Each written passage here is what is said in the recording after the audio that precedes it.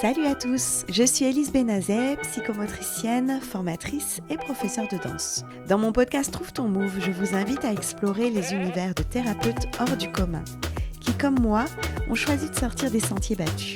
Ensemble, découvrons des méthodes innovantes pour prendre soin de notre corps et de notre esprit. Et si vous souhaitez aller plus loin, n'hésitez pas à me rejoindre sur danser-psychomote.fr pour découvrir mes formations et approfondir vos compétences. Bonne écoute! Bonjour Aude. Bonjour Élise. Alors, je t'ai invitée aujourd'hui dans mon podcast Trouve ton Move parce qu'on se connaît bien, on s'est connus par la danse, par la salsa précisément. Et puis, j'ai appris à te connaître, j'ai découvert que tu étais médecin généraliste et puis que tu avais développé un attrait petit à petit pour la danse-thérapie. Et c'est quelque chose qui nous lie maintenant depuis plusieurs mois parce qu'on travaille ensemble et on a créé des ateliers de danse ensemble. Aujourd'hui, je t'ai invité à Trouve ton Move pour que tu nous racontes un petit peu ton expérience, comment t'es partie de ton parcours de médecin pour te retrouver finalement en CNPP, à travailler avec des enfants, et puis en formation en danse-thérapie avec Benoît Lesage. Donc, on va reprendre ton parcours depuis le début. Déjà, qu'est-ce qui t'a emmené à t'inscrire à la fac de médecine et puis à réussir tes études, parce qu'il faut s'accrocher aussi. Moi, je suis partie en médecine parce que je voulais devenir psychiatre. J'aimais bien que les gens me parlent. J'aimais bien les écouter.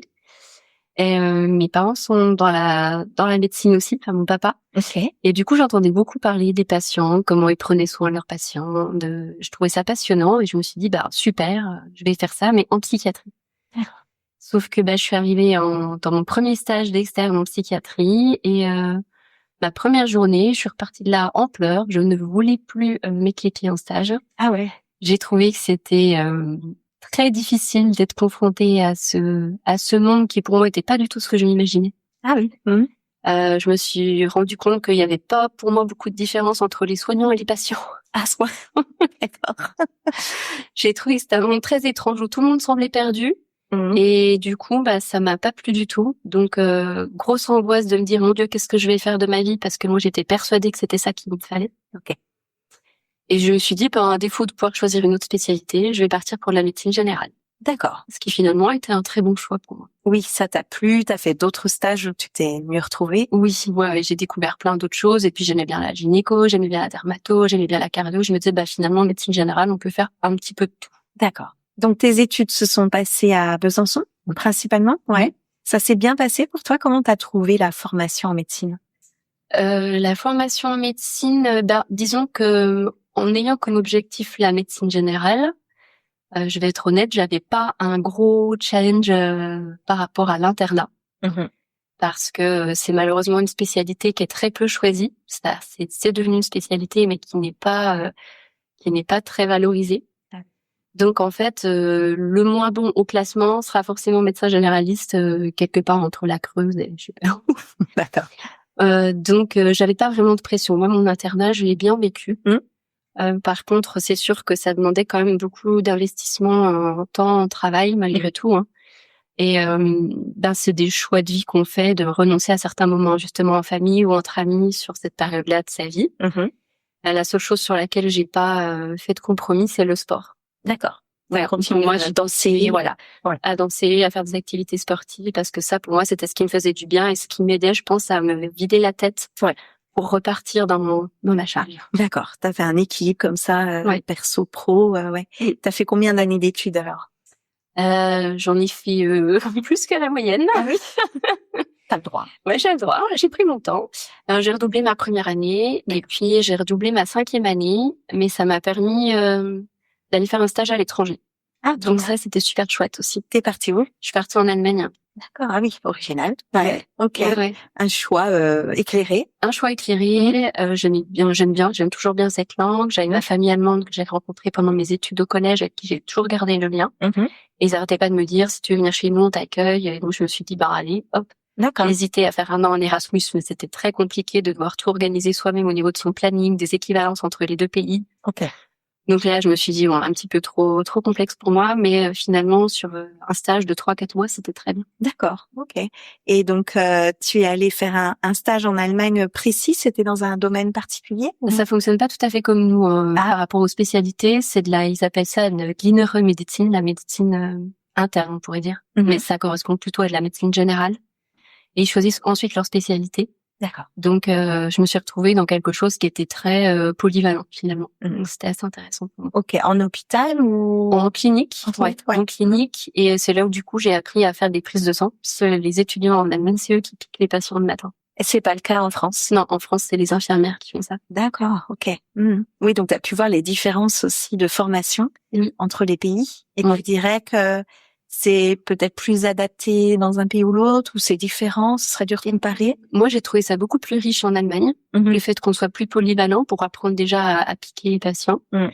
Et puis, il y avait un truc qui m'a beaucoup plu, c'est le staff quotidien en radiologie, où tous les matins, on se retrouvait avec tous les médecins de l'équipe pour débriefer de tous les examens radiologiques qui avaient été demandés pour les patients du service. Et là, le radiologue nous faisait le compte rendu en direct. Et je trouvais ça hyper riche d'avoir cet échange. Au début, je comprenais pas tout, bien sûr. Mais c'était super chouette de pouvoir échanger directement avec le radiologue et de pouvoir discuter de ce à quoi ils étaient d'accord ou pas. Et ça se pratique pas forcément en France. En France, on reçoit notre compte rendu, c'est papier. Si on n'est pas d'accord, faut essayer d'appeler quelqu'un pour l'avoir au téléphone. Et puis, il faut en discuter, il faut qu'il revoie les images. Il n'y a pas ce temps dédié, on est ensemble. D'accord. Donc oui, tu sens un manque de coordination. À ce niveau-là, en tout cas, oui. D'accord. Donc, t'es diplômée, tu te mets à travailler dans quel type de service? Qu'est-ce qui t'a attiré après ton diplôme? Eh ben, après mon diplôme, moi, ce que j'aimais bien, c'était la gériatrie. J'ai fait mon dernier stage là-bas et ça m'a beaucoup plu. Donc, j'avais un stage libre que j'ai pu choisir dans ce domaine. Et à défaut d'un poste, puisque initialement, on m'avait promis un poste là où j'étais en stage sur mon dernier service d'internat, mais finalement, les budgets sont pas ouverts et le poste n'a pas été pourvu. Donc, j'ai pu faire qu'1 an et demi. Et derrière, eh bien, je suis repartie en médecine générale chez mon ancien maître de stage qui allait prendre sa retraite et qui m'a proposé de venir faire des remplacements chez lui. D'accord. Donc, j'ai adoré cette période-là aussi. C'était la médecine de campagne. Un petit cabinet, 3-4 médecins, très bonne ambiance, une secrétaire au top. C'était vraiment des bonnes conditions de travail. Et puis des patients, je dirais, reconnaissants par rapport au service public, à l'hôpital, à la ville, où on sentait vraiment une différence dans les attentes. D'accord.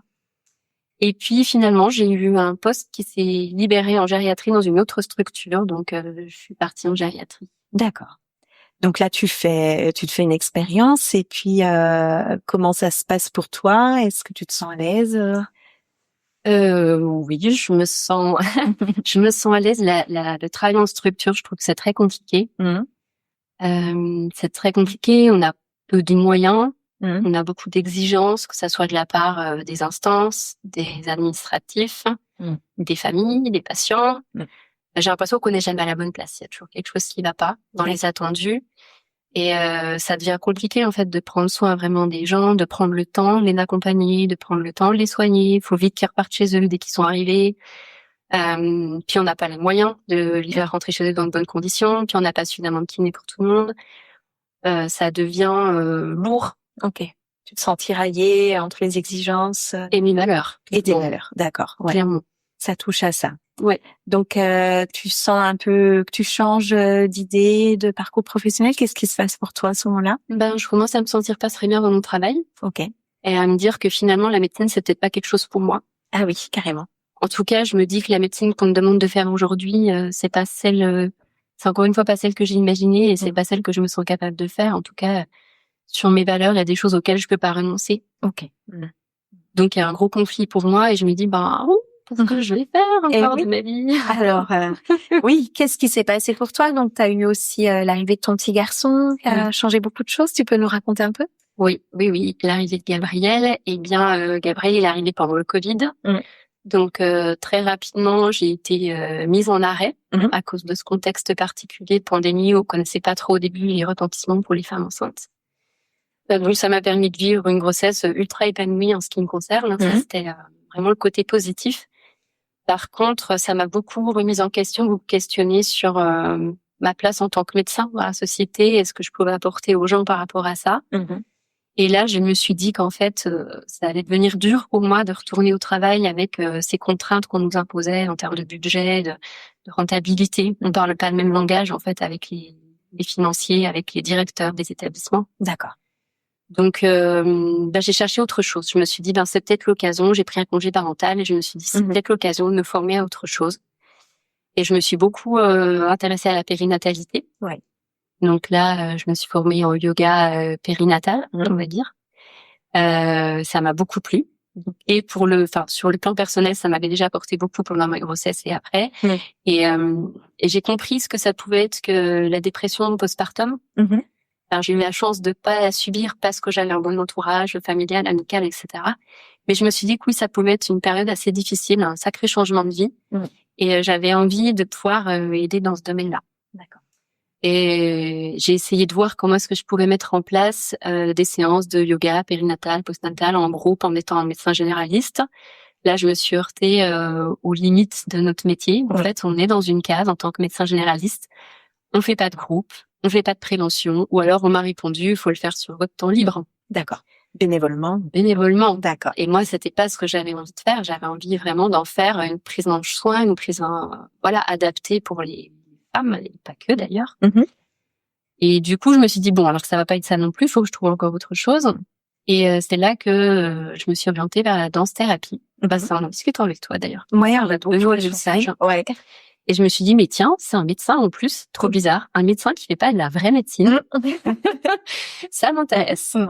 Et donc, je l'ai eu au téléphone, on en a échangé. Il m'a dit, viens essayer. Il y a un stage là dans un mois, tu viens voir et puis tu testes. Et je ne savais pas ce que c'était que la danse-thérapie. Donc, je lui ai dit, ok, allons-y. J'étais neutre et ouverte à la proposition. Exactement. J'étais curieuse. Ouais, d'accord. Ok. Et donc, Benoît Lesage, il est installé pas très loin de Besançon. Oui. T'es allé à Échet, c'est ça, dans le Haut-Doubs? Oui. Ouais. Et donc, t'es arrivé dans un endroit, qui t'a parlé ou c'était quand même une expérience, j'imagine? Oui. Ouais. C'était très étrange. Alors, pourquoi? Alors, je suis arrivée, donc c'était en résidence sur une petite semaine. Un endroit très sympa, au milieu de la campagne, vers la forêt, très bien. Je suis arrivée, je connaissais personne, je savais pas quelle tête avait Benoît. Il y avait donc tout un tas de personnes qui étaient déjà là depuis la veille parce qu'ils venaient de plus loin. Et on a donc une grande salle où on travaille, où on danse ensemble. Et il y avait de la musique, je pousse la porte, je vois des gens par terre qui se roulent, qui se déplacent, qui s'étirent, la tête en bas, les fesses en l'air, enfin bref. Donc tout un tas de postures, à faire des bruits, des tremblements, les machins. Et je me suis dit, waouh, c'est de la danse de forêt. Qu'est-ce que je fais là? C'est de la danse de mutant là. Oui. Ouais, un truc plutôt absurde au premier regard. Très, très étrange. Je me suis dit, je crois que je me suis trompée d'endroit. Ça doit pas être là. Et là, je vois quelqu'un qui arrive vers moi. Tu dois être où? Donc, c'était Benoît. On fait connaissance. Super. Bienvenue. Très bien. L'atelier, le groupe, la formation commence. Et là, on part dans le mouvement, on part dans l'exploration de nos voix. Faites des bruits, faites des mouvements, faites ce qui vous vient. Waouh. Une nouveauté pour toi, là. Parce qu'il faut lâcher prise, quand on demande des choses comme ça. Il faut complètement lâcher prise. Il faut se sentir en confiance avec le groupe. Il faut se sentir à l'aise avec son corps. Et tout ça, c'était des sacrés défis. Donc je me suis dit, je crois que c'est pas pour moi. Je crois que c'est pas pour moi. Je suis là, je vais faire. Et puis rapidement, le groupe s'est construit. Je me suis prise au truc et finalement, j'ai adoré. Et ma semaine s'est terminée. J'ai dit, ok, c'est ça que je veux faire. Ah ouais, il fallait le temps d'apprivoiser tout ça, cette approche. Et donc, à la fin de la semaine, qu'est-ce que tu as retenu? J'ai retenu l'importance, en fait, d'être dans le corps, dans le mouvement, pour avoir du bien-être. Et je pense que ça peut être aussi thérapeutique. Et pour moi, c'était déjà une évidence au travers de ce désir par rapport au périnatal, de la prévention de la dépression postpartum, de me dire, il faut un accompagnement corporel. Il faut faire quelque chose par rapport à ça. Il faut prendre soin du corps pour prendre soin de l'esprit. Et je me suis dit, mais la danse-thérapie, ça peut être quelque chose d'encore plus vaste que le yoga et qui pourrait ça pourrait être un outil hyper intéressant. Et je me suis dit, j'ai envie de pouvoir développer ça. J'ai envie en tout cas d'essayer de m'orienter vers ça et de me former. D'accord. Oui, parce que tu as fait un constat, tu dis autour de la périnate, on n'est pas assez accompagné pour être dans son corps, dans son mouvement. Qu'est-ce qu'on propose aux femmes enceintes pour connaître leur corps au moment un peu crucial d'accoucher? Ouais, je vais être un peu dure, je vais dire pas grand-chose. Ah oui, à ce point. Heureusement que je suis médecin, heureusement que je fais des pratiques corporelles, heureusement que je suis à l'aise avec mon corps, parce que je me dis quand c'est pas le cas, les changements de la grossesse et surtout l'accompagnement d'après, la chute des hormones, tout ce qui change dans son corps, au niveau psychique aussi, je me dis c'est dur. On se retrouve d'un coup tout seul. D'accord. Autant en étant enceinte, on a quand même le suivi avec la sage-femme, les cours de préparation à la naissance. Et là encore, je trouve que on reste beaucoup dans de l'intellectuel, très peu dans la mise en pratique. Alors après, ça dépend peut-être des pratiques de certaines sages-femmes, hein. Je me suis tournée aussi vers l'aptonomie, j'ai essayé la méditation, j'ai essayé le yoga prénatal. Oui. Et je pense que ce qui m'a le plus aidé, moi, à cette période-là, c'était le yoga. Et pourquoi? Dans une pratique corporelle. Ouais. Et ça me donnait des outils concrets pour l'accouchement. Ah oui, carrément. Carrément. Donc, comment c'est pas placer le corps, comment respirer, on pousse pas, des étirements, des luttes avec le corps, le jeu avec le ballon, etc. Et ça, c'est avec le yoga que je l'ai découvert. D'accord, ok. Oui, moi j'imaginais que c'était ce qu'on apprenait à des cours de prépa à la naissance, mais pas forcément. Et ben alors peut-être que j'ai pas eu les bons accompagnements. Voilà, mais en tout cas non, c'est pas ça qui m'a été apporté à moi. D'accord, ok. Et la différence, ça a été vraiment sur l'après, quoi. Après, on rentre, on se retrouve tout seul avec son bébé. Et là, oui, il y a la sage-femme qui vient une fois, 2 fois, 3 fois, l'allaitement se met en place, ok, puis après, toute seule. Ouais, avec le papa qui fait comme il peut aussi. Exact. D'accord. Et là, toi, t'as senti un épuisement à réfléchir comme ça, à chercher des pistes. Comment tu t'en es sortie en tant que maman? Non, je pense que ce qui a été une force pour moi, encore une fois, c'est mes études de médecine qui m'ont permis d'avoir quelques bases, quelques notions, mais surtout savoir où aller chercher les informations dont j'avais besoin pour ce qui me posait des questions. Avoir des sources sûres, on va dire fiables. La Leche League, ça m'a été d'une source extrêmement précieuse. Alors, qu'est-ce que c'est la Leche League? Eh bien, c'est tout un ensemble de documents référencés autour de l'allaitement et des problématiques en lien avec ça. D'accord. Avec des petites pistes concrètes, des recommandations. Il y a aussi des groupes de lactédantes, de personnes formées à l'allaitement qui peuvent intervenir sur des réseaux des fois, mais de façon très rapide. En 48 heures, on a une réponse sur une problématique. D'accord. C'est gratuit, c'est un vrai accompagnement riche pour les femmes qui sont toutes seules la nuit à 3 heures du mat. Je sais qu'ils arrivent pas, je sais pas comment faire. Ok. On n'a pas de réponse tout de suite, mais on a plein de pistes et plein d'idées aussi. D'accord. Ouais, donc pour l'allaitement, t'as trouvé ça. Ouais. T'as fait appel à d'autres associations? Coccinelle à Besançon. Ouais. L'association de périnatalité. J'ai découvert un peu par hasard, et ça, je trouve ça dommage aussi que ça soit pas quelque chose qui soit systématiquement proposé aux femmes qui sortent de la maternité. Parce qu'on se retrouve sans trop de ressources, sans trop de références, on sait pas trop vers qui se tourner. Et là, pour le coup, c'est riche aussi par rapport à tout cet accompagnement, encore une fois, autour de l'allaitement, mais autour de la périnatalité de façon plus large, la parentalité, quoi. Ouais. On se retrouve entre café parents, le mien, il dort pas, le mien, il a une clope tout le temps, le mien, je sais pas comment faire. Ok. Et c'était aussi précieux de se retrouver tout seul à se dire, mais j'y arrive pas, je galère, je suis crevée, il dort pas. Ah, mais toi aussi? Ah, c'est le mariage. Donc, il y avait des questions de sommeil, alimentation, éducation, développement psychomote. Je me suis jamais trop questionnée sur le développement psychomote. Ah, très bien. J'étais pas encore assez en lien avec les psychomotes. Oui, c'est vrai. Je les ai découverts plus tard. Ok. Mais en tout cas, l'éducation, c'est venu après. D'accord. Sur l'éducation, sur toutes ces injonctions qu'on entend, l'éducation bienveillante, l'éducation positive. Finalement, on sait plus trop ce qu'on doit faire, pas faire. Il faut qu'il pleure, il faut pas qu'il pleure. On couche sur le dos, on couche sur le ventre. C'est très différent d'une génération à l'autre, ce qui fait aussi qu'on peut difficilement se faire accompagner par nos parents, parce que ce qu'on leur disait à l'époque, aujourd'hui, on leur dit de faire complètement différemment. Oui, c'est vrai. Donc, l'association Coccinelle t'a aidé au début dans ces rencontres entre parents. Oui. Et puis après, t'as eu d'autres ressources, d'autres besoins. Tu disais l'éducation, c'est encore un autre sujet. Non, je crois que c'est principalement ce qui m'a aidé. Ça m'a aidé à me construire un réseau de parents qui vivaient les mêmes choses que moi en même temps que moi. Ok. Parce que j'ai des amis qui sont déjà mamans, mais c'est pas tout à fait pareil. Et oui, c'est vrai, il y a la temporalité. Exactement. D'accord. Ok, trop bien. Et alors, à partir de tout ça, plus ta formation en danse-thérapie, te sont venues d'autres idées en tête? Eh ben, je me suis dit qu'à un moment donné, il fallait que je reprenne le travail. Et il paraît que ça peut bien avoir des projets. Ouais. J'avais très envie de trouver ton move un peu. De trouver mon move, exactement. Et puis, de me sentir un peu plus utile que pour mon petit bouchon, ça, c'est sûr. Ouais. Et je me suis dit, voilà, j'ai pris 3 ans de congé parental. C'était une chance pour moi. Je suis très heureuse d'avoir vécu ces moments-là. Mais j'avais aussi, il allait rentrer à l'école. Et puis, moi, j'avais envie de reprendre un peu ma place dans la société et d'apporter autre chose autrement. Donc, j'avais mon poste qui m'attendait toujours en gériatrie, parce que c'était un congé parental. Mais quand je suis retournée au travail, je me suis clairement sentie mise au placard, de par cette absence qui avait été prolongée. Entre-temps, toute l'équipe que je connaissais, tous mes collègues médecins, dont le chef de service avait démissionné, mais très peu de temps après mon départ à moi. D'accord, ça allait pas trop. Ça n'allait pas du tout. Voilà. Okay. Et je me suis retrouvée donc avec une nouvelle direction, une nouvelle équipe que je ne connaissais pas du tout. Et quand je suis arrivée, on m'a clairement signifié que je récupérerais pas mon poste en hôpital de jour comme je le faisais. J'étais formée sur les troubles cognitifs de la personne âgée, prise en charge et prévention. Donc c'était quelque chose qui me passionnait, que j'aimais beaucoup. Parce que tout ce qui travaille la prévention, l'accompagnement des aidants, etc., je trouve que ça a du sens et qu'on peut se sentir utile. Il y a des choses à faire en amont énormément. Et voilà. Donc je me suis dit on ne prend pas vraiment mon poste.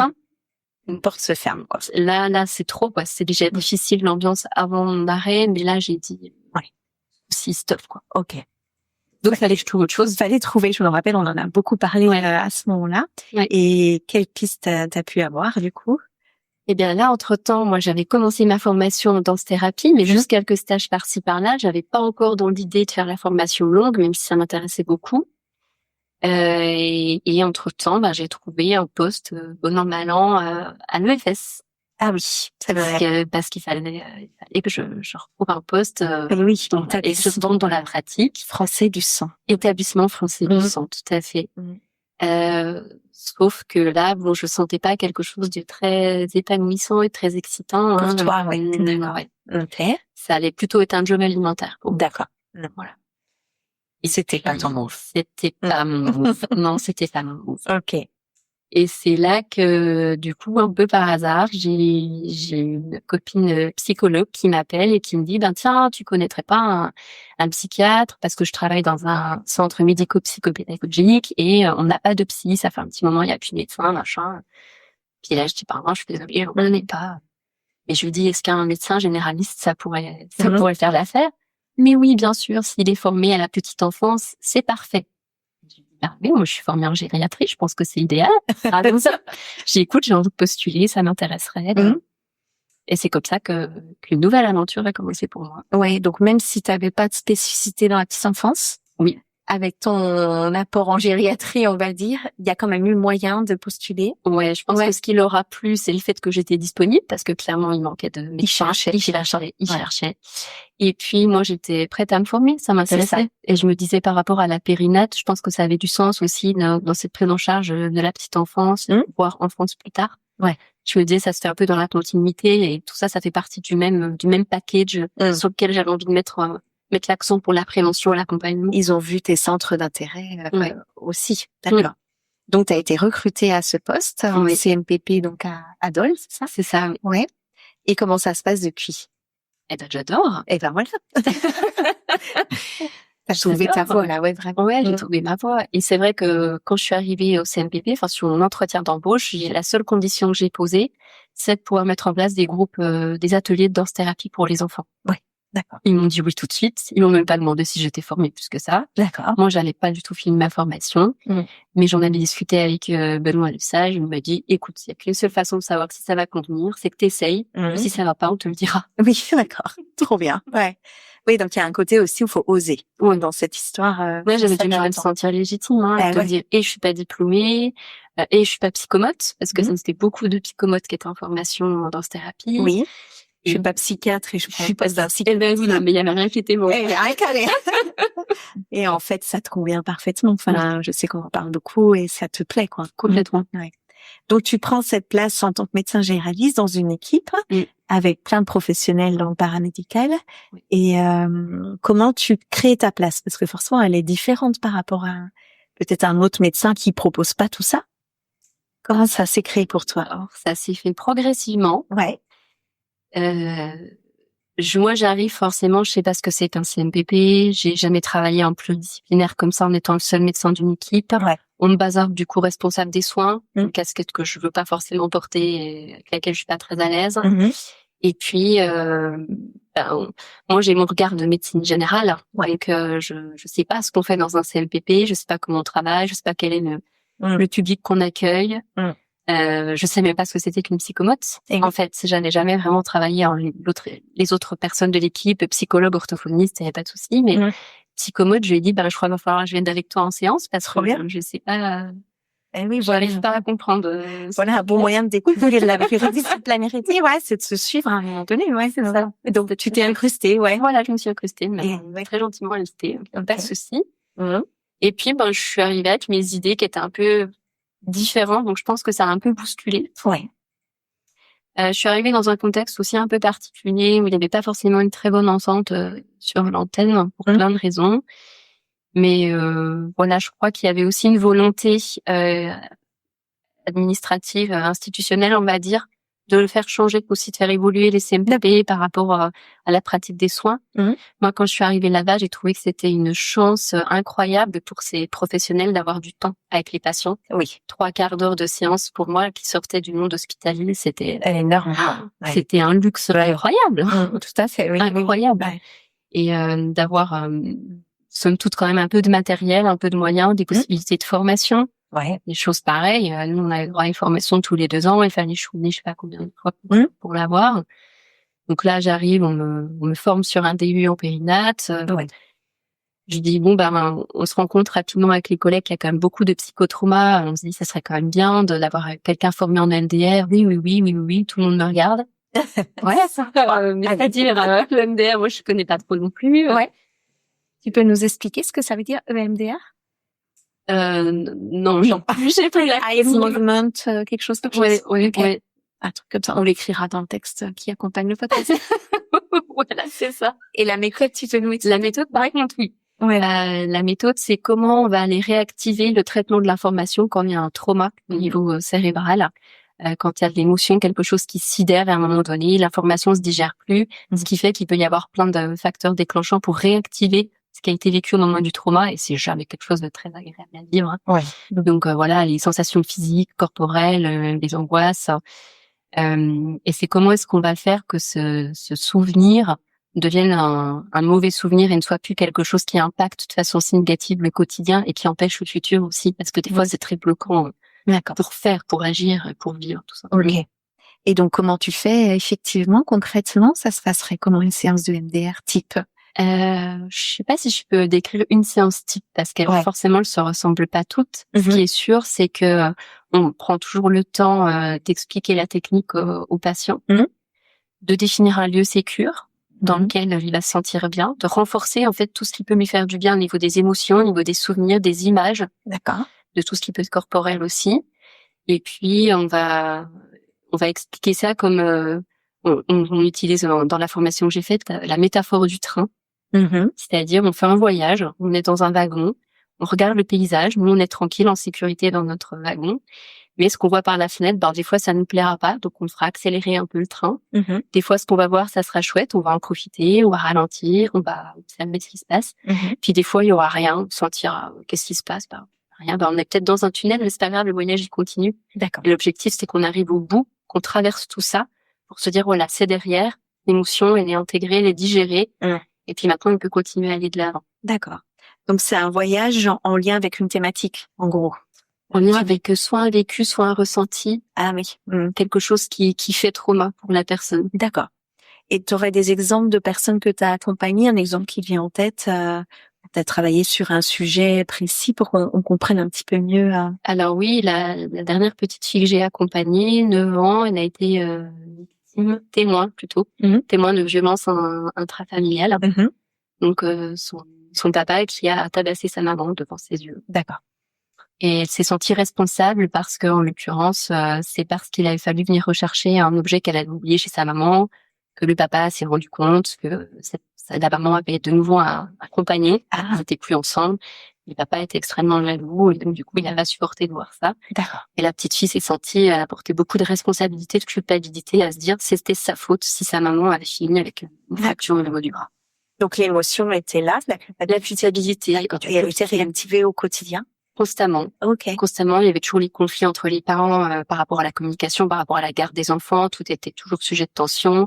La maman n'était pas très bien aussi d'avoir subi ça d'une part, de pas avoir su protéger ses enfants, qu'il ait été témoin de ça. Donc il y a eu tout un travail à faire avec la petite pour lui faire comprendre que ce sentiment de culpabilité, en fait, il n'était pas juste. Voilà, il a fallu en tout cas un travail d'accompagnement pour que elle puisse mettre ça derrière et comprendre que non, c'est pas sa faute si papa a tapé maman. Ce sera elle qui en est responsable. Quand bien même elle a oublié quelque chose chez sa maman. D'accord. Et puis après, il y a eu tout un travail d'accompagnement avec la maman, que j'accompagne également dans MDR, par rapport à ce trauma qui était encore très vivace. Elle pouvait pas venir accompagner ses enfants sciences sans pleurer. Elle pleurait en les déposant, elle les pleurait en les accompagnant. Elle se sentait elle aussi responsable du fait qu'ils aient besoin d'être suivis par rapport à cet événement de vie, mais pas que. Et voilà, il y a eu cet accompagnement qui lui a permis aussi de se rendre compte de ses ressources à elle. Déjà, c'est quelque chose qu'elle a déjà traversé. Donc, elle a été capable de le vivre, elle a été capable de le dépasser. Oui, d'accord. Et puis, aujourd'hui, elle a des ressources, elle est capable de mettre ses enfants en sécurité, elle a fait les choix qu'il fallait, elle est partie, et voilà. Oui, donc elle a des nouvelles représentations de ses forces. Ouais. Et donc, dans la séance de EMDR, il y a les mouvements des yeux. Tu fais travailler une intégration de l'émotion grâce à ces mouvements, c'est ça? Je peux m'en l'expliquer. C'est une alternance visuelle. Soit on travaille au niveau des yeux, soit on peut travailler en kinesthésique. Ouais. Ça peut se faire en auditif, mais moi j'ai pas été formée à ça. Il faut du matériel que j'ai pas. D'accord. Mais c'est un peu comme les personnes quand elles dorment la nuit, on a l'impression des fois qu'on voit les yeux qui bougent. Oui. Et on se dit, il se passe quelque chose. En général, ce qui se passe, c'est le traitement des informations, des émotions de la journée qui se digèrent. En passant d'un hémisphère à l'autre, c'est ça? Alors, on sait qu'il y a ce rapport, cette alternance droite-gauche qui a un impact, mais on sait pas trop comment l'expliquer. D'accord. Il y a quand même des études scientifiques qui montrent l'efficacité de cette méthode, mais le lien, on n'arrive encore pas bien à le faire. Pourquoi c'est cette alternance droite-gauche qui intervient? Mais donc, des études montrent clairement qu'il y a un impact avec cette méthode de MDR sur la digestion et l'intégration d'émotions compliquées, difficiles, etc. Exact. C'est ça. Comme ça qu'on pourrait résumer. Ouais, tout à fait. Ok.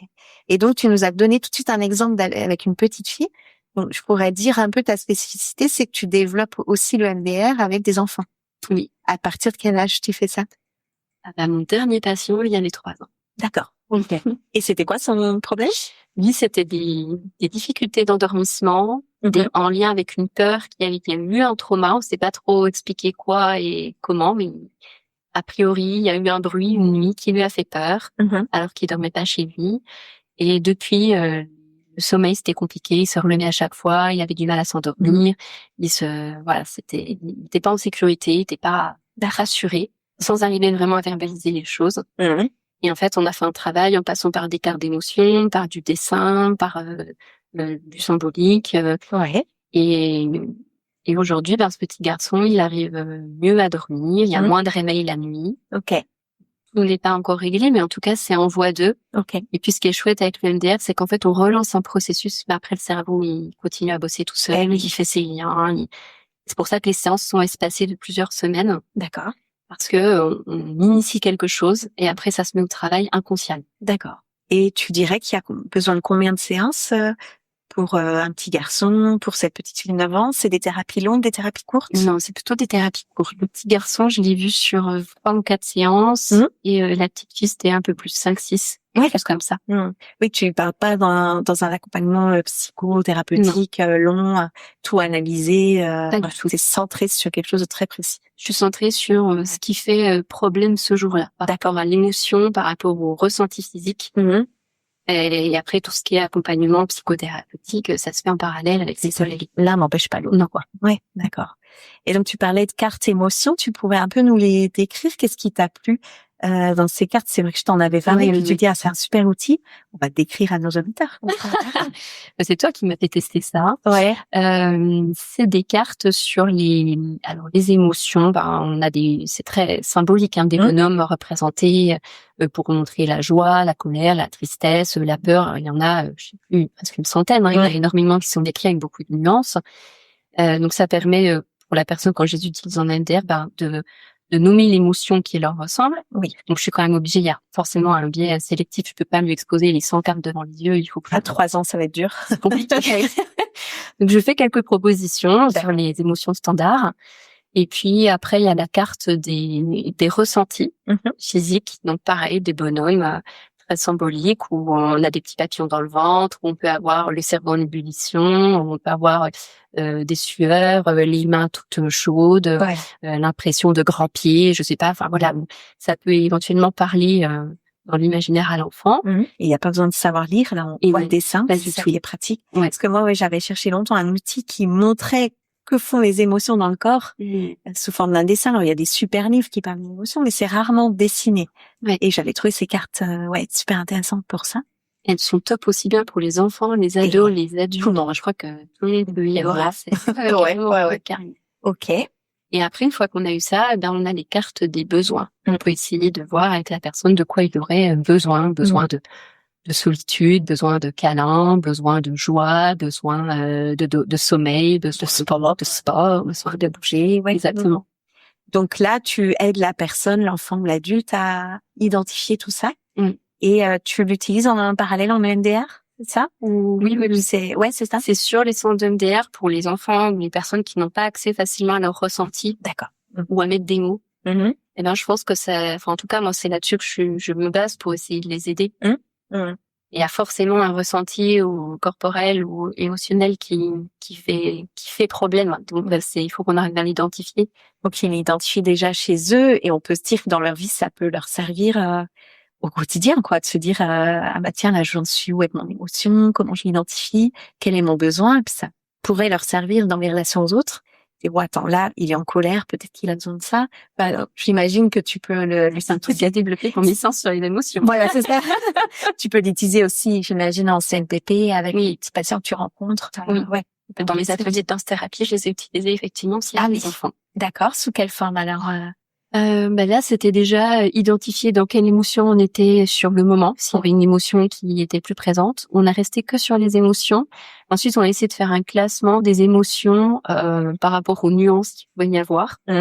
Et on a essayé de travailler aussi en lien avec le tonus, parce que ces bonhommes, comme ils sont très représentatifs, on voit dans quel état le corps peut être par rapport à de la colère, à de la joie, de l'excitation, ou de la fatigue, ou de la tristesse, ou de la peur. Voilà. Et on essaie de classer ordre de croissance du plus ou moins tonique. Ouais, ok. Et puis après, c'est vrai qu'il y a des nuances. On peut être apeuré, être tout le monde, on peut pas bouger, ou alors très rigide. Enfin, après, c'est persono-dépendant, donc c'est intéressant. C'est ça, tu l'as fait en groupe. Oui. Donc chacun pouvait avoir son avis et le partager aussi, quoi. Après, c'était intéressant justement de se mettre d'accord sur faire une courbe ensemble. Ils étaient pas tous d'accord, mais c'est ça qui est intéressant. Ça crée aussi du dialogue et montre-nous, toi, comment tu fais quand tu es en colère. Ouais. Donc on entend que tu as ta pratique donc plutôt en libéral en EMDR où tu reçois des patients et tu as ta pratique au CMPP où tu peux créer des groupes de danse-thérapie. Est-ce que tu pourrais nous expliquer ce qui se passe, comment tu proposes ces groupes, comment les parents, les familles adhèrent? Bon, t'en es au tout début aussi, hein, on va explorer ça. Oui, c'est ma 2e année là où j'ai proposé un groupe. Ouais. Je suis toute seule pour les animer. J'essaie de définir un fil conducteur par rapport aux objectifs thérapeutiques que je pense être ceux qui correspondent à la pratique de danse-thérapie. Donc, il y a quand même des petites différences avec la psychomotricité. Du coup, quand je sens que ça sort de mon champ de compétences, je passe le relais à ma collègue. On travaille beaucoup ensemble et puis on en discute aussi. Je suis pas forcément toute seule dans ma salle à faire mes trucs dans mon coin. Oui, c'est bien. Oui, c'est mieux. Et tu dis donc il y a des petites différences entre objectif psychomote, objectif danse-thérapie. Ça arriverait à ressortir quelques nuances principales? Je pense que en psychomote, il pourrait y avoir un travail beaucoup plus spécifique sur tout ce qui est attention, concentration. Ouais. Les dépistages de ces troubles-là et le travail spécifique, tout ce qui est graphomotricité aussi, moi ça je fais pas. Pareil sur les émotions, je pense que vous avez beaucoup plus de cartes, beaucoup plus d'outils pour travailler sur l'accompagnement, la gestion des émotions. Et puis mine de rien, le corporel en soi, tout ce qui est toucher, etc. Je sais que moi, au début de ma formation en danse-thérapie, ça m'a beaucoup posé des questions. Le toucher d'un médecin, c'est pas le même que le toucher d'un psychomote. Moi, je palpe, j'examine, je percute, je tapote, je pique. Mais quand on vient dans la formation avoir des touchers empathiques, des touchers enveloppants, des touchers thérapeutiques, là, moi, c'était compliqué. C'est une découverte, quoi. Et puis, dans quel cadre on peut appliquer ça et comment ça se fait, comment c'est perçu. Et puis, on a aussi un public très particulier au CNPP où il y a beaucoup d'enfants qui ont subi des violences physiques, sexuelles, qui ont un rapport au corps perturbé. Et on se dit, pareil, comment est-ce qu'on vient mettre ce toucher-là en place? Comment il va être reçu? Comment ça va être accepté? Est-ce que ça va pas être traumatisant? Est-ce que tu aurais des exemples d'ateliers de danse-thérapie qui fonctionnent bien avec les enfants? Parce qu'on me pose souvent la question, comment tu fais danser des enfants qui veulent faire du foot ou autre chose en séance? Oui, c'est vrai, il y en a plein qui veulent bien venir parce qu'ils veulent faire du foot. Dès que je sors le ballon, c'est ça qu'ils veulent faire. Et en fait, je leur dis pas qu'ils vont danser. Donc déjà, quand je leur propose de venir à l'atelier, moi j'appelle ça un groupe d'expression corporelle. J'insiste sur le fait qu'ils vont travailler ensemble. Les objectifs, ça va pas être la danse, je le nomme jamais. Mais au fur et à mesure des séances, il y a de la musique, je leur demande de se mettre en mouvement, de marcher, je donne des consignes qui évoluent. Puis en fait, ils dansent sans s'en rendre compte finalement. Ouais, c'est vrai que tu ruses un petit peu pour les amener dans le mouvement. C'est plus ça ton objectif. Ouais, c'est vraiment le mouvement. Parce que si je dis danse, direct, il y en a qui me disent « Ah non, mais moi je danse pas ». Ouais. Et t'as un exercice comme ça qui fonctionne bien, qui est assez ludique pour les mettre en mouvement, auquel tu penses Où je peux leur demander par exemple des stop and go. Enfin, tu vois, d'avancer, s'arrêter pour travailler sur l'inhibition, pour l'accordage aussi au groupe. Ou alors, je peux leur demander d'imiter des marches en fonction des émotions, en fonction des animaux. Je dis, on marche comme un éléphant, on marche comme une fourmi, on marche doucement, on marche vite, on fait des pas de géant. Et puis finalement, je mets de la musique, je mets du rythme. Et puis progressivement, d'eux-mêmes aussi, ils font évoluer souvent la consigne dans quelque chose qui est beaucoup plus dynamique, beaucoup plus ludique aussi. Oui, tu t'inspires d'eux aussi, ça te donne des idées. Oui, je construis mes séances, mais finalement, il y a souvent des imprévus qui font que ça part dans autre chose. Et je me dis, le groupe va là-bas, c'est OK, on y va, quoi. Ouais. En danse-thérapie, avec Benoît Lesage, dans ta formation, on apprend, il me semble aussi, beaucoup de déplacements, de comment varier dans l'espace, le groupe, suivre quelqu'un, aller d'un point à un autre. Tu l'utilises avec les enfants?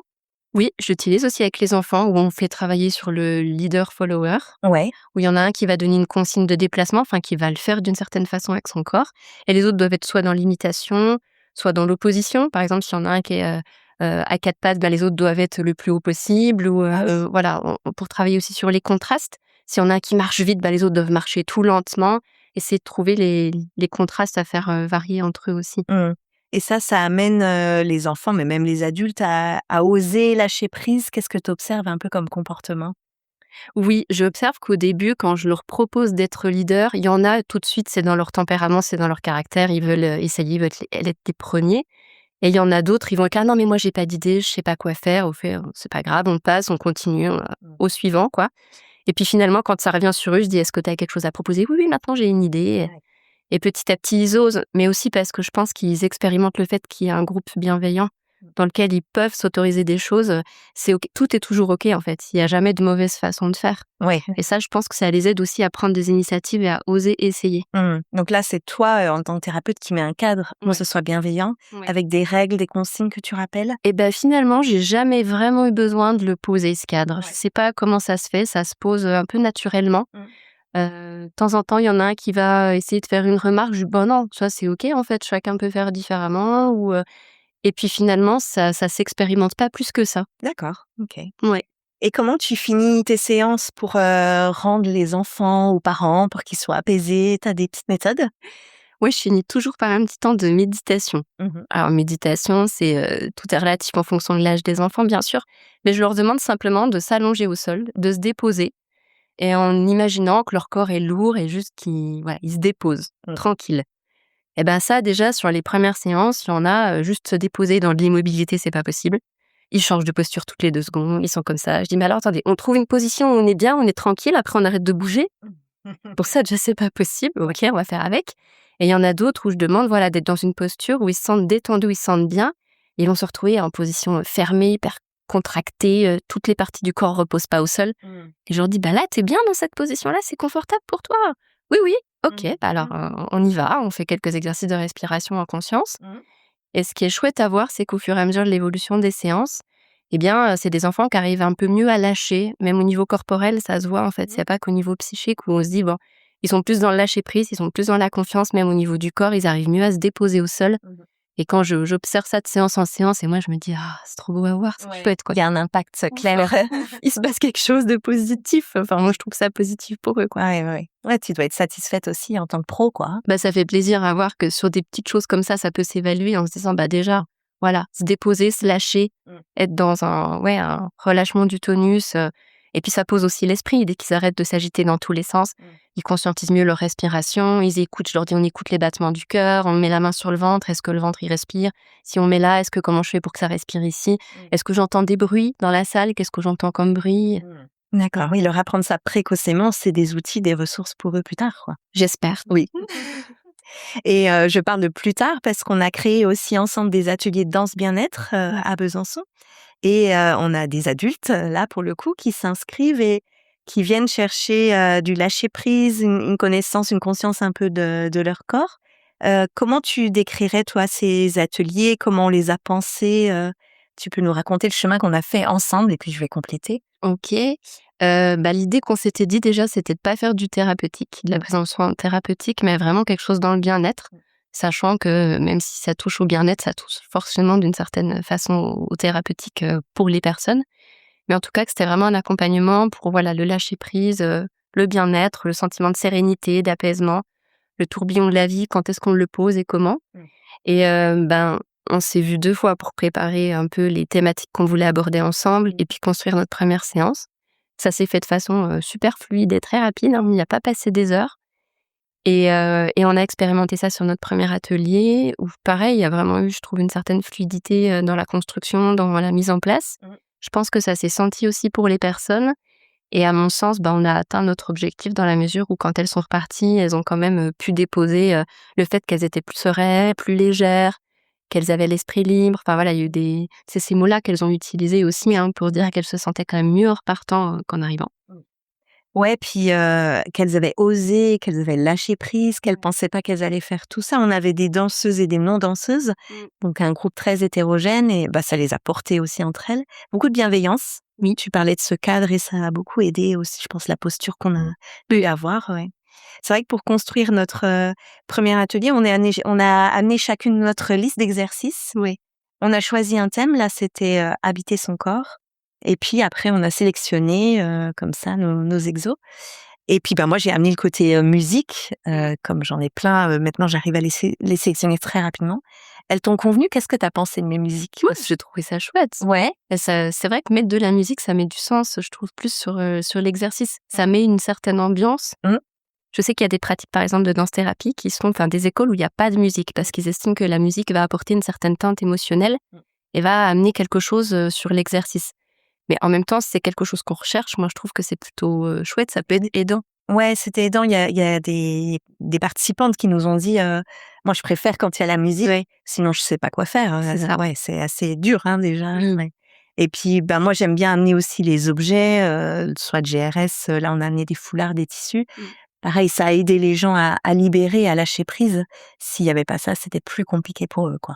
La mise en mouvement, c'est pas forcément toujours facile, finalement, d'être à l'aise dans son corps, de bouger devant les autres. Ouais. Donc, on a un petit peu découpé notre atelier. T'as commencé par quel type d'exercice? Comment t'as vu la structure de cet atelier, toi, au départ? Moi, ce que j'aime bien, c'est créer une ambiance groupale, une espèce d'enveloppe qui va faire que chacun pourra s'appuyer dessus. Donc, je trouve ça chouette d'avoir un temps où on se présente. Je sais que c'est un exercice, elles nous l'ont dit après, qui n'était pas facile pour tout le monde. Mais malgré tout, moi, je reste persuadée qu'être capable de se nommer et d'être nommé en retour, c'est quand même quelque chose qui est important dans le travail sur le relationnel qu'on met tout le temps en pratique dans notre vie quotidienne, en fait. Comment est-ce que je me présente? Comment est-ce que ça me fait d'être nommée par les autres? C'est déjà soi. C'est déjà un travail sur soi. Donc voilà, je sais qu'il y en a certaines que ça a un peu mise à mal parce que c'était pas facile pour elles, cet exercice-là. Mais je trouve que ça permet quand même de constituer, ça a été fait de façon assez ludique, donc ça a déjà créé une certaine dynamique. Il y a eu des rires, il y a eu un peu de lâcher prise au fur et à mesure parce que je demandais à ce que physiquement, il y ait aussi une expression du corps qui soit associée au fait de se nommer et qui était plus ou moins reprise par les autres en cercle. Donc ça permettait aussi de se mettre gentiment en mouvement puis de voir ça donne déjà, je trouve, des traits de personnalité, la façon dont on va se présenter, comment est-ce qu'on va bouger, est-ce qu'on est plutôt réservé, est-ce qu'on a du mal à aller dans des mouvements d'ouverture, est-ce qu'on est tout de suite dans des trucs un peu foufou, est-ce qu'on a de la créativité ou est-ce qu'on fait toujours pareil? Les réactions de prestance aussi, on a vu les rires, la gêne. Oui, tout à fait. Et puis après, on a enchaîné, moi, avec un temps d'ancrage, de comment dire, visualisation des racines, de l'ancrage au sol pour vraiment se poser.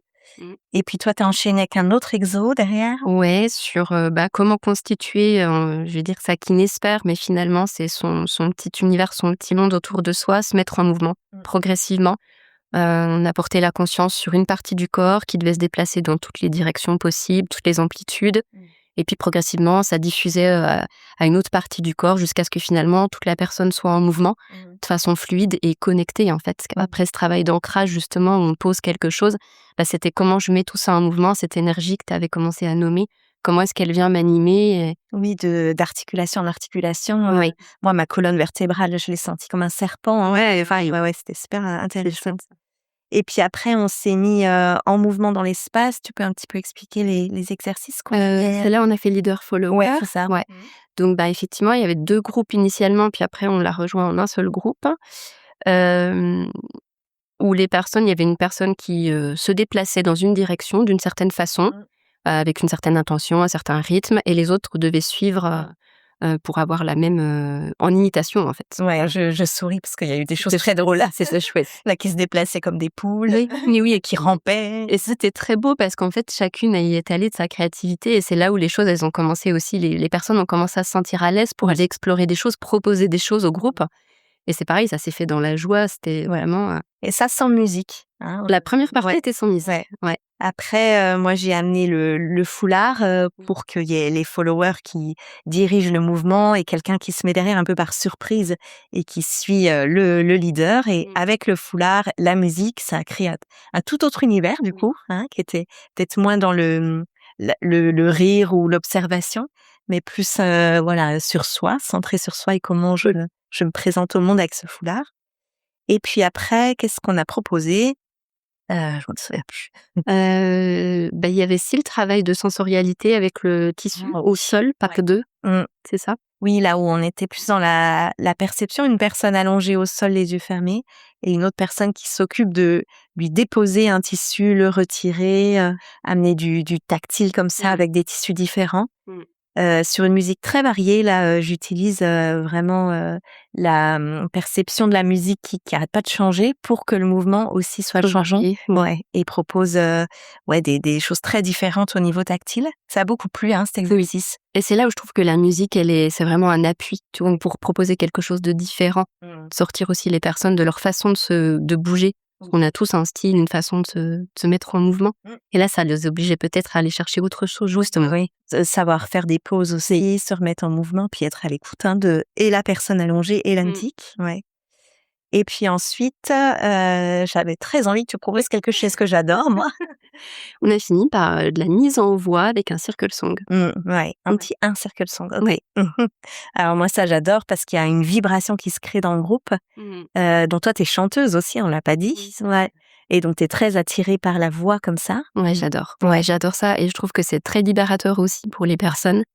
Et Nati, ma prof de chant, elle arrête pas de dire que tout le monde est capable de chanter. Et c'est vrai que quand on s'autorise ça, on s'en fiche finalement, chanter juste, chanter faux, en rythme, pas en rythme. Je crois que tout le monde a vraiment apprécié cet exercice qui a été proposé. Et je me dis que le fait que chacune ait aussi été volontaire pour faire un solo, je me dis waouh, quel courage. Je leur avais pas dit qu'on ferait ça. Mais on leur a proposé en disant est-ce que c'est ok pour chacune, ou il y en a qui voudront vraiment pas tenter le solo. Tout était essayé, ouais. Donc, tu as mis ça en place en sous-groupe avec un groupe qui chantait une ligne de basse, c'est ça? Oui. Ouais, tu peux nous donner un exemple? Tam, tadam, tam, tadam. C'est une espèce de rythmique qui pose un peu le groupe. Ok. Pour une basse. Ensuite, il y avait un deuxième pupitre qui faisait plutôt ce qui pourrait être le chant d'une guitare. Voilà. Et puis derrière, il y a le troisième groupe qui faisait un peu une voix un peu plus soprano, comme si on pouvait imaginer, je sais pas, un violon ou une clarinette. Tu peux donner un exemple de guitare, par exemple? De guitare, tan tan tan, tan tan tan. Tan, tan, tan. Donc facile à suivre, en 2 fois j'y arrive. Oui, et puis alors ce qui est chouette, c'est qu'il n'y a pas forcément besoin de faire des rythmes très compliqués, c'est des choses assez répétitives, assez simples, mais quand ça se met ensemble, ça donne toujours un ensemble, comme tu dis, on sent une espèce de vibration, et ça vient soutenir les solos des personnes qui peuvent se lâcher à expérimenter des trucs. Et le troisième pupitre, t'as dit c'était quoi? C'était une clarinette ou un violon. Ouais, comment tu ferais du coup ça? Alors attends, qu'est-ce que j'ai dit? Tira tita, tira tita, tira tita. Et les 3 additionnés, faut se dire que ça fait comme une espèce de cathédrale de son, les personnes sont un peu incluses dans la vibration. Et de là, tu dis, bah allez, lance-toi sur un solo. Qu'est-ce qui te vient? Ça peut être parler, faire des bruits, faire... on a eu des bruits de cochons. On a eu des bruits d'animaux à un moment donné, mais c'est ok. Moi, j'étais dans le Roi Lion, mais... Ouais, et du coup, alors, on peut capter, hein, il y avait des personnes qui avaient des problèmes de rythme pour garder comme ça, mais comme le groupe arrive à emmener les personnes, finalement, on s'en sortait plutôt bien. Oui, vraiment, elle s'appuie sur le groupe, c'est vraiment un soutien en soi. Ouais. Donc ça, c'est facile finalement à faire. Moi, je t'ai laissé faire parce que je ne savais pas comment l'animer, mais tu vas savoir. Je vais savoir et je me dis, pour tous ceux qui nous entendent, tester et essayer avec des petits groupes. Voilà, il y a moyen de faire quelque chose de très sympa, quoi. Oui, carrément. Donc voilà, c'était un super premier atelier. On va continuer comme ça à Besançon, peut-être à animer des ateliers de danse bien-être tous les mois. On va voir comment ça fonctionne. C'est chouette. Ouais. Et puis moi, ça nourrit ma formation en expression corporelle que je propose à Besançon pour les professionnels qui veulent travailler avec la musique et le mouvement. Donc voilà, je vais pouvoir faire des allers-retours entre la pratique et la formation. Est-ce que toi, tu as une autre pratique qui te parle beaucoup? Parce que je t'ai demandé d'enseigner à la fac de psychomotricité à Besançon avec les outils que tu proposes, et il y en a un tout particulier qui est trop chouette. Tu peux nous le présenter? Oui, je vous le présente, je l'amène. J'ai amené un rebozo. Ok. Donc, un tissu qui est originaire du Mexique, Oui. qui est ajouré. Donc, c'est un tissu qui prend bien, qui épouse bien la forme du corps, où il n'y a pas de coutures qui peuvent couper la circulation au niveau des membres ou créer de l'inconfort dans de l'enveloppement. Ok. C'est un tissu qui traditionnellement est beaucoup utilisé pour les femmes, mais pas que. Pour, par exemple, porter un enfant, soutenir le ventre au moment de la grossesse, fermer le bassin après l'accouchement. Après, il y a tout un tas de rituels qui sont mis en place autour de ce tissu. Mais moi, ce qui m'intéressait surtout, c'était pour ses propriétés enveloppantes, le fait de pouvoir bercer, de pouvoir définir les consciences, mieux définir l'enveloppe corporelle, travailler sur la conscience corporelle avec les enfants, travailler sur le tonus aussi essentiellement pour tout ce qui est relâchement, justement. D'accord. Et moi, je l'utilise un peu pour beaucoup de choses. Je l'ai utilisé par exemple chez une patiente qui avait été opérée du cancer du sein pour aller chercher de l'étirement, l'ouverture progressive au niveau de la cicatrice. Elle était limitée dans ses amplitudes. Comment aller faire ça dans quelque chose de passif et de doux? Donc tu mets le tissu autour du bras et puis la personne elle est allongée ou assise et puis c'est moi qui soutiens le poids, qui porte et qui progressivement va aller chercher de l'ouverture. Ouais, dans la détente alors. Dans la douleur, là. Ouais, non. Normalement, s'il n'y a pas de contre-indication à ce tissu, il n'y a pas de douleur, ça peut être utilisé chez tous les patients, tout type de pathologie confondue. Okay. Je l'ai utilisé aussi chez des enfants très agités pour les contenir, quelque chose de rassurant, où je le mets autour des épaules et je l'enveloppe en fait. Et puis avec des petits mouvements de bercement, de petites vibrations, progressivement, ça aide la personne aussi à relâcher un petit peu, à donner son poids dans le tissu, mais sans s'abandonner. Je l'utilise aussi des fois à la fin de mes séances de MDR. Ah oui. Quand je sens qu'il y a eu beaucoup d'émotions qui sont ressorties, que les personnes, elles sont encore un peu fébriles, on va dire, même si on travaille sur le lieu sécure, sur tout ça pour qu'elles repartent de façon apaisée. Je sens que des fois, les envelopper un petit coup dans le tissu, les bercer un petit peu, ça ramène assez à quelque chose d'archaïque finalement. Il y en a beaucoup pour qui ça fait remonter des émotions un peu de toute petite enfance. Voilà, quand on était dans le ventre de la maman, de se faire bercer, de se faire soutenir, porter, envelopper, contenir. Et tout ce que les enfants du CMPP qui ont du trouble de l'attachement, par exemple, n'ont pas forcément expérimenté, qui peut leur manquer. Oui, d'accord. Tu refais vivre ces sensations-là. Ouais. Et tu l'as enseigné du coup à la fac de psychomote. Comment ça a été accueilli par les étudiants? Eh ben, écoute, elles t'en parleront, mais moi j'ai eu l'impression qu'elles avaient bien adhéré. Le premier groupe que j'ai vu a déjà investi dans des rebozos. D'accord. Donc elles ont l'air convaincues. Ouais, c'est un outil qui peut convenir en psychomote aussi. Ouais. Je pense que oui, elles en ont déjà, elles l'ont expérimenté du coup pendant l'atelier et elles ont déjà eu plein d'idées, elles ont fait plein de liens avec leurs pratiques passées, futures, potentielles et elles avaient l'air de trouver cet outil intéressant. Et là, je suis contente parce que moi, je le trouve intéressant. Donc, si j'ai réussi à leur transmettre le fait que je trouvais ce tissu magique, oui, tant mieux quoi. Ah mais super. Et toi, en tant que médecin, venir enseigner aux psychomotes, les psychomotes qui voient un médecin venir leur parler, comment t'as senti les choses? Est-ce qu'il y a eu des échanges autour de ça? Ouais, il y a eu des échanges autour de ça. Je crois qu'elles étaient très contentes de rencontrer un professionnel qui était déjà sur le terrain, avec des petits exemples de cliniques, de pratiques à leur partager. Ça, elles m'ont dit que ça leur avait bien plu, parce que je leur ai exprimé ce qui avait marché, puis aussi ce qui n'avait pas marché. Les erreurs qui sont faites parfois dans la pratique, voilà, que ça serve d'expérience à tout le monde. Et puis un des messages qu'elles ont apprécié d'entendre aussi, c'était le fait qu'on pouvait trouver un espace de pratique qui était en accord avec nos valeurs et la façon dont on avait envie d'exercer. D'accord. Et qu'il fallait vraiment que pour ça, elles se sentent légitimes, même si elles étaient jeunes diplômées. Elles ont appris certainement tout un tas de choses que les anciennes générations ne connaissent pas, puisque les choses évoluent dans tous les domaines de la santé, et qu'il fallait pas qu'elles hésitent à amener leurs idées, leurs envies, leurs motivations, et que si le lieu où elles pratiquaient n'était pas ouvert à ça, il fallait pas qu'elles se découragent, il y avait d'autres endroits où c'était possible. Ah, trop bien. Mais là, tu es en train de me préparer ma conclusion pour trouver son move. En fait, tu leur as parlé de ça. Exactement. Elles posent souvent la question de la légitimité, effectivement, donc je pense qu'elles te l'ont envoyé. Oui. Ouais, c'est super, c'est un beau message qu'on peut vivre dans chaque profession, que ce soit un médecin, psychomote ou autre. Il faut effectivement trouver le lieu où on aime travailler. Complètement. Ouais. Je crois que là, t'es bien, là où t'es. Ah, je suis très heureuse. Ouais. Je suis ravie aussi de partager les ateliers qu'on a créés, par exemple, ensemble, et que tu puisses intervenir auprès de nos futurs psychomotes. Ah, j'adore. Ouais, parfait. Eh ben, merci beaucoup, Aude. Continue à trouver ta voie dans le chant, la danse et la médecine à ta façon. Oui, ça marche. Merci à bientôt. Salut. C'était Trouve ton Move, un podcast pensé et réalisé par Élise Benazet.